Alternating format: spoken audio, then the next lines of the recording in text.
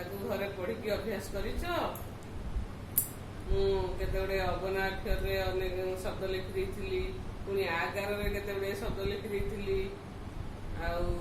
पढ़ी लिखिकी अभ्यास करच। आज आमे आउ केते गुड़े शब्द अच्छी आकार रे ताकू भी पढ़िबा तुम केते मन अच्छी देखिबा लिखि दउची तमे पढ़िबो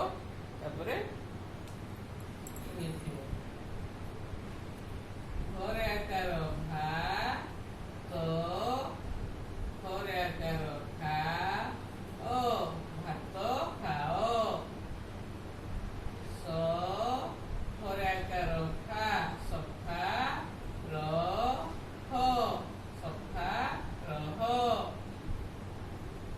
सरे आकार सा तो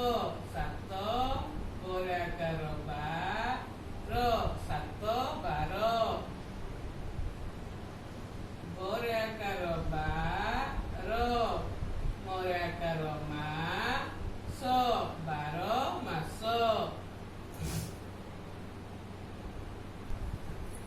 घरे आकार धा न धान घरे आकार का ट धान काट घरे आकार चा भुवनेश्वर चाष कर चाष कर घरे आकार ता रे आकार रा तारा भ रे आकार रा तारा भरा आ घरे आकार का तालमेश तारा भरा आकाश गछ गछ रे आकार रा गछ थरा ब तरे आकार ता स गछ थरा गतास आउ थरे पढ़ भात खाओ सफा रह सात बार बार मास धान काट चाष कर तारा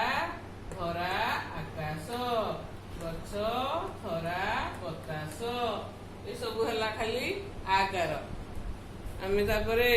हर्षई लगे केमती हर्षईकार हुए सेटा पढ़िबा